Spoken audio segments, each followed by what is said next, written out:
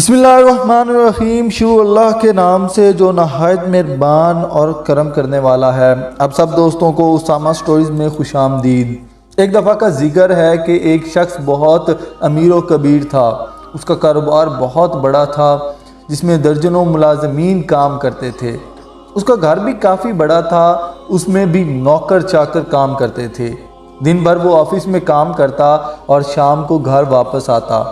उसका जो बेडरूम था वहाँ एक खूबसूरत नौजवान लड़की की ड्यूटी थी जो सफाई करती थी। एक दिन वो इत्तेफाक से वक्त से पहले घर आ गया। जब ये अपने कमरे में आया और देखता है कि एक खूबसूरत नौजवान लड़की कमरे की सफाई कर रही है। उस नौजवान हसीनो जमील लड़की को देखकर इसकी नीयत ख़राब हो गई।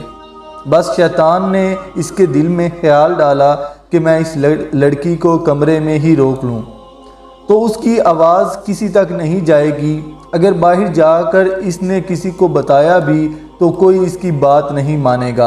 मैं तो पूरे पुलिस स्टेशन ख़रीद सकता हूँ, मुलाजमीन सब मेरी बात मानेंगे। लड़की ने देखा कि आज मालिक वक्त से पहले घर आ गए हैं, तो उसने जैसे ही जल्दी से काम ख़त्म करके जाना चाहा तो मालिक ने एक ज़ोरदार आवाज़ में कहा, ठहर जाओ। वो लड़की मालिक के तेवर देखकर घबरा गई। मालिक ने कहा कि सब खिड़कियां और दरवाजे बंद कर दो। ये सुनकर लड़की परेशान हो गई कि मैं करूं तो क्या करूं, लेकिन उसके दिल में तकवा अल्लाह का खौफ था।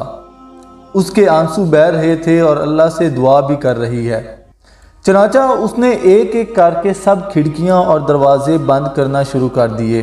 काफ़ी देर हो गई, वो नहीं आ रही थी। मालिक ने डांट कर कहा, कितनी देर हो गई है, अभी तक दरवाजे खिड़कियां बंद करके तुम मेरे पास क्यों नहीं आई?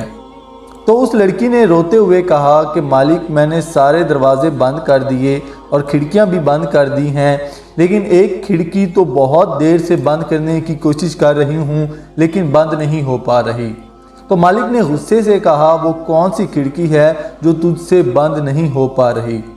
तो लड़की ने कहा, मेरे मालिक, जिन खिड़कियों से मखलूक देखती है, इंसान देखते हैं, मैंने वो सारी खिड़कियां बंद कर दी हैं, लेकिन जिस खिड़की से रब्बुल आलमीन देखता है वो उस खिड़की को बहुत देर से बंद करने की कोशिश कर रही है, लेकिन वो खिड़की बंद नहीं हो पा रही। अगर आपसे बंद हो सकती है तो आप आकर बंद कर दें। लड़की की ये बात सुनकर उसके मालिक को समझ आ गई कि वाकई मैं अपने गुनाहों को लोगों से छुपा सकता हूँ, लेकिन रब्बुल आलमीन से नहीं छुपा सकता। वो बेड से उठा, वज़ू करके नमाज अदा की और अपने रब के हुजूर सजदा रेज़ होकर गिड़गिड़ा कर माफ़िया मांगने लगा। आज हम अगर सोचें कि हम लोग दूसरे लोगों से छुपकर तो गुनाह कर सकते हैं, लेकिन अपने गुनाहों को रब्बुल आलमीन से नहीं छुपा सकते। अल्लाह पाक हम सब को गुनाहों से महफूज रखे। आमीन।